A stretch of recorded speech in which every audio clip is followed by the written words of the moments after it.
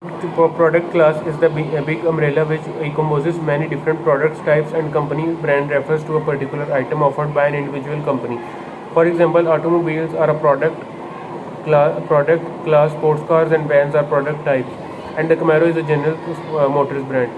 Product life cycle PLC theory applies especially to a product types which may have a lifespan of only a few years or perhaps decades. At the most, product class such as automobiles, locomotives, cigarettes, travels, lodging, and television may well be around for hundreds or even thousands of years. Even though the form or type of offering will change over and over again during that time. The same applies to services. It is particularly important to note that the PLC does not apply to an individual company brand. The reason is that the company itself can determine the sales and profits of its brand by simply changing the marketing mix for that brand. For example, increasing or decreasing promotion funds or cutting prices. In contrast, the company cannot normally have a decisive impact upon the product type or strategy its brand is part of, unless, or of course, it is the rare company with a market share of 70 to 80% or more. Even then, market demands plus competition from other product types primarily determines the duration and shape of the PLC. While each individual product type has its own unique sales and profit curve, the product life cycle curve is an average for a wide variety of product types. This figure shows that sales volume tends to behave as follows in stage of the life cycle. Introduction. There is slow growth at first while a few early buyers try the product out. Growth.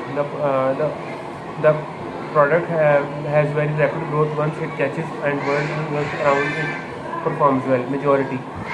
Sales level off when the market has absorbed all it is willing to and they remain relatively stable for a period of time, sometimes short, sometimes long.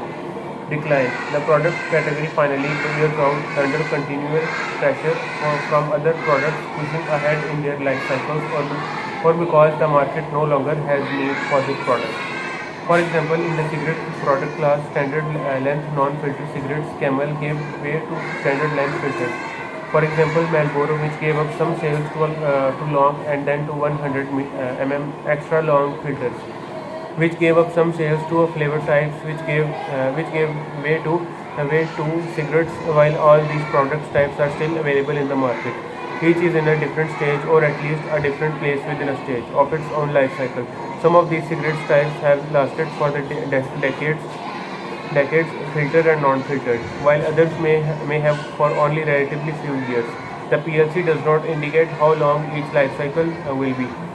Table 5.2 shows the profitable stage of the life cycle for a variety of familiar consumer products and services.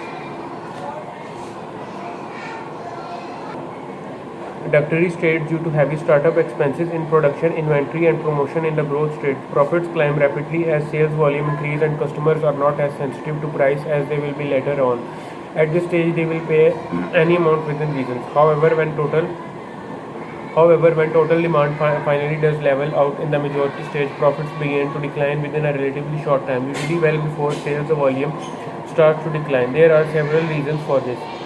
There is almost always more production capacity than the market can absorb, since producers overexpand their plants and equipment in the growth stage or thinking demand will continue to grow indefinitely. Also, far too many producers enter the market because they see high profits in the growth stages.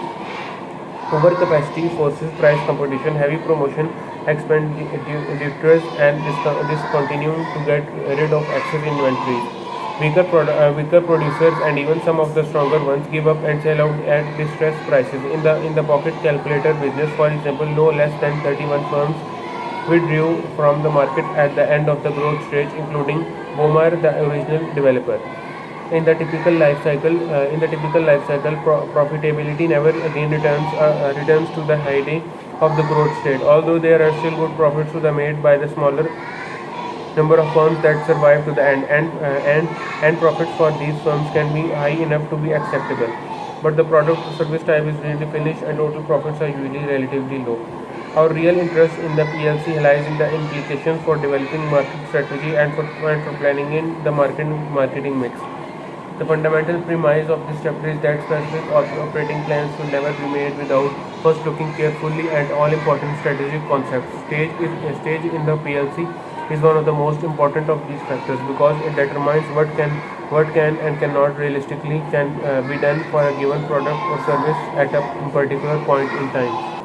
The PLC can often provide specific guidance for one or more parts of the mix at each stage of the life cycle. It can be used as a normative model. For example, it is generally suggested that in the introductory stage, the first firm in the market should be undertake heavy promotion efforts to create awareness of the product type and to stress its advantages over competing types. Distributors and retail outlets also must be lined up as the product moves into the growth stage, and advertising should stress the company's own offering. Rather than merely the product type, also firms should experiment with improvements in the original product formulation in terms of operating features, performance, and style. In the majority stage, each company should strive to avoid the investable price cutting as much as possible by stressing finer and finer distinctions between brands or after sales services.